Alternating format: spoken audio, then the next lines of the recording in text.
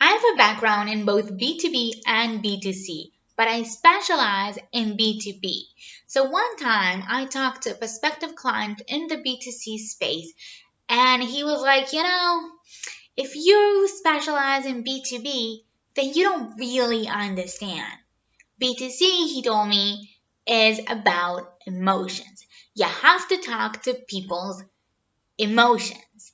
And I was like, yeah, there are a lot of differences between B2B and B2C, but this isn't necessarily one of them. You still market to human beings. But he insisted, and I did not have the data to prove him wrong. Well, I have some data now. So who was right?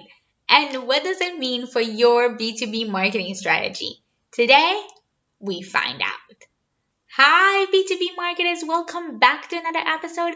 If you're new here, welcome. My name is Ayad, and this channel is all about giving you practical tips and strategies that you can actually implement, especially if you're in an industry that celebrates the customer, like marketing, customer success, customer service, and related industries where you have such a great opportunity to make an impact on the way that companies do business, but you are also dealing with really complex buying processes.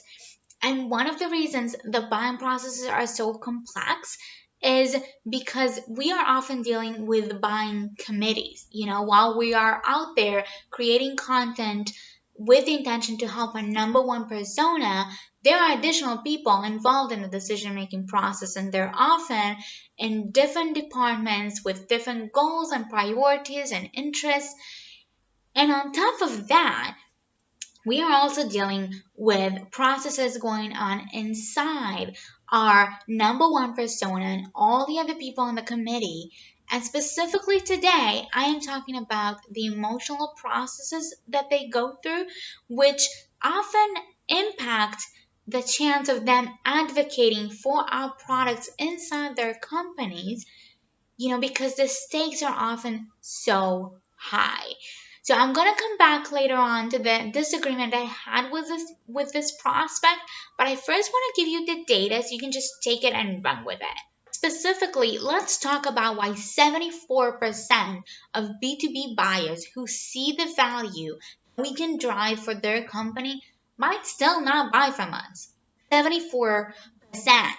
Okay, so according to a study by Google, CEB, and Matista, 74% of B2B buyers said they do see the business value that some products can drive, but 48%, which is like half the people, said that they have not advocated for a product or solution that they wanted to buy. They have not spoken up about it in their company because they're just too afraid of the risk, which is so easy to understand. Because if you speak up for a $10 product and it's not as effective as you thought it would be, maybe the damage isn't huge.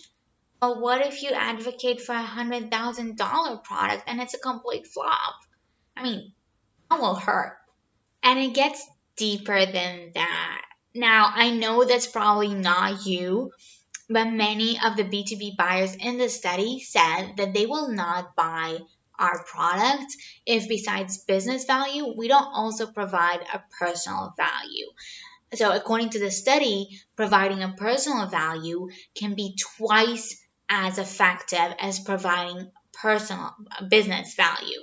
Okay, so 71% of B2B buyers who see personal value in the purchase will buy a product, and 68% of people who see personal value in a purchase will pay a higher price for a service. And according to Psychology Today, fMRI studies show that when customers evaluate brands, they react with their emotions first. They evaluate them with their emotions first.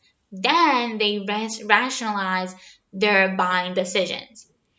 So, how a brand makes a customer feel is going to have a much greater impact than, say, product features. Now, the Psychology Today talked about consumers. So let's go back to the Google CB and Matista study. So who's really more emotionally connected to brands? B2C buyers or B2B buyers? According to Think with Google, you know what? Here, let me read it to you. I'm gonna read it. Okay, so here we go. Not only did the B2B brands drive more emotional connections than B2C brands, but they weren't even close. Okay? Of the hundreds of B2C brands that Matista studied, most have emotional connections with between 10 to 40% of consumers. Meanwhile, of the 9 B2B brands we studied, 7 surpassed the 50% mark. On average, B2B customers are significantly more emotionally connected to their vendors and service providers than consumers. End quote. Now, some people will buy a B2B product even if they don't see any personal value. In fact, some people will buy, and pay more for a product even if they don't see the personal value because they do see the business value. But only 8.5% of participants said that they would pay more in that case. What about the other 91.5%? Well, that is where you have an opportunity to stand out. Okay, because apparently, according to the study, 31%, only 31% of prospects believe that B2B brands provide personal value. That means that there's a gap here that you can fill. Of course, the more you know about what goes on in B2B buyers' brains, the better you can fill that gap. Check out the description below for a link to another video that I did about questions you might want to ask yourself about your ideal customer so you can get to know this persona better and hopefully find ways to serve them better to provide that personal value for them. Okay, so thank you so much for watching, and I will see you next time.